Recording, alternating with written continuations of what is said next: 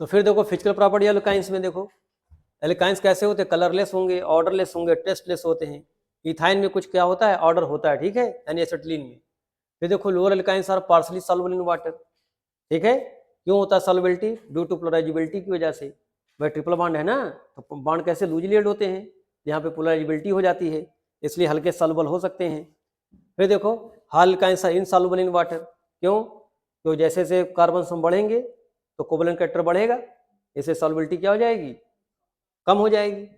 फिर alkynes are weakly polar in nature, weakly polar क्यों होते हैं भाई, क्योंकि इसमें चार्ज का डिफरेंशिएशन नहीं होता है, सिर्फ इलेक्ट्रॉन पॉइल इलेक्ट्रॉन क्लाउड से होता है ना ये ऐसा। फिर देखो they are lighter than water, बात सही है, सारे हाइड्रोकार्बन्स क्या होते हैं, लाइटर देन वाटर, चाहे वो एल्कीन हो चाहे एल्काइन हो चाहे even that benzene also, okay. फिर इमिसिबल विथ वाटर, पता ही है भाई, कार्बन है ना, कार्बन कैसा होता है, इमिसिबल होता है ना वाटर के साथ में। And soluble in organic solvent, कौन कौन से, विथ लो पोलरिटी, जैसे ईथर हो, कार्बन CCl4 हो, बेंजीन हो, इसमें क्या होगा, सॉल्युबल होगा। फिर alkynes are more linear than alkenes, का एल्काइंस का ज्यादा लीनियर होता है भाई, 3 बॉन्ड पाए जाते हैं ना इसके अंदर, ट्रिपल बॉन्ड होता है इसीलिए। तो देखो triple bond is more polarisable than double bond on these 2 features, तो एक तो लीनियर है ज्यादा और एक मोर पोलराइजेशन इसके अंदर है ट्रिपल बॉन्ड वाले में। इसी वजह से क्या होता है, एल्काइंस है वेरी स्ट्रॉन्गर वन डर वाल फोर्स ऑफ इंटरेक्शन, इसलिए फोर्स ऑफ इंटरेक्शन बढ़ जाएगा और इनका जो बॉइलिंग पॉइंट है वो एल्कीन से क्या होगा, ज्यादा, ठीक। तो पूछिएगा बताओ बॉइलिंग पॉइंट ज्यादा क्यों है, तो लीनियर शेप की वजह से। और सेकंड कंडीशन क्या इसकी है, मतलब मोर पोलराइजेबल है, ज्यादा पोलरिटी तो ज्यादा बॉइलिंग पॉइंट, ठीक।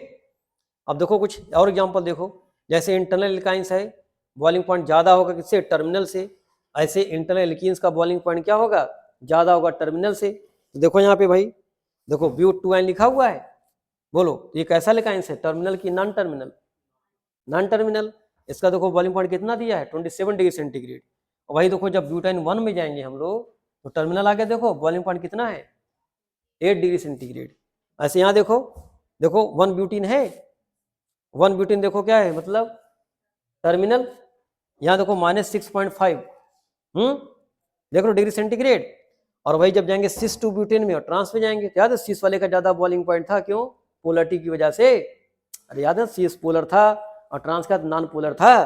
तो देखो ये भी नॉन टर्मिनल है, वो भी नॉन टर्मिनल है, लेकिन सिस का बॉइलिंग पॉइंट क्या होता है, ज्यादा। तो देख रहे हो बॉइलिंग पॉइंट 3.7 हो गया और उसका कितना 0.9।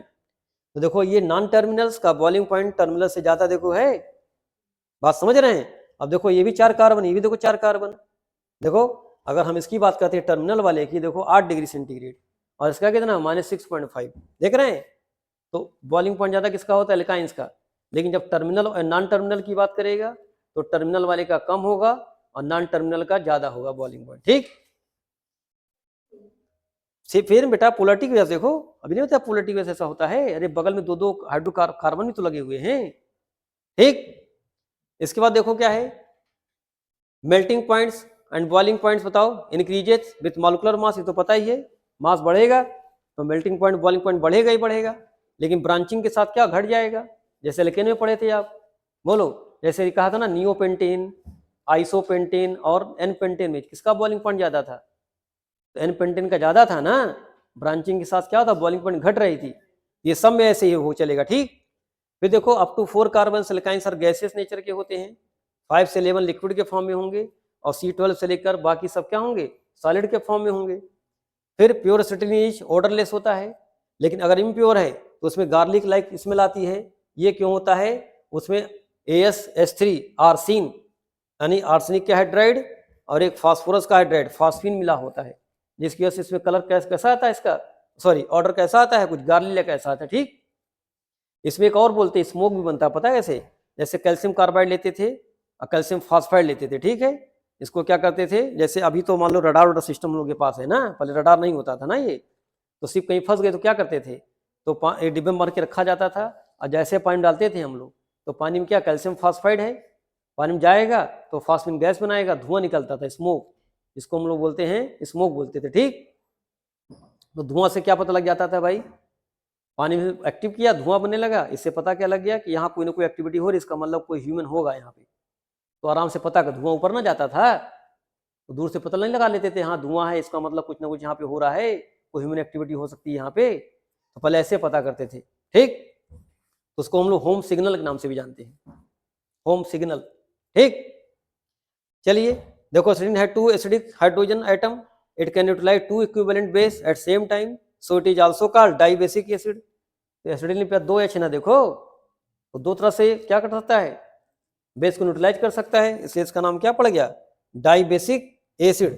ठीक, but the base should be very strong, such as, base कौन सा होना चाहिए, स्ट्रांग, जैसे NH2 हो जाए या CH3 माइनस हो जाए। ठीक, चलिए तो ये कहानी थी आपकी फिजिकल प्रॉपर्टीज के बारे में, और कुछ पूछा जल्दी देख लो।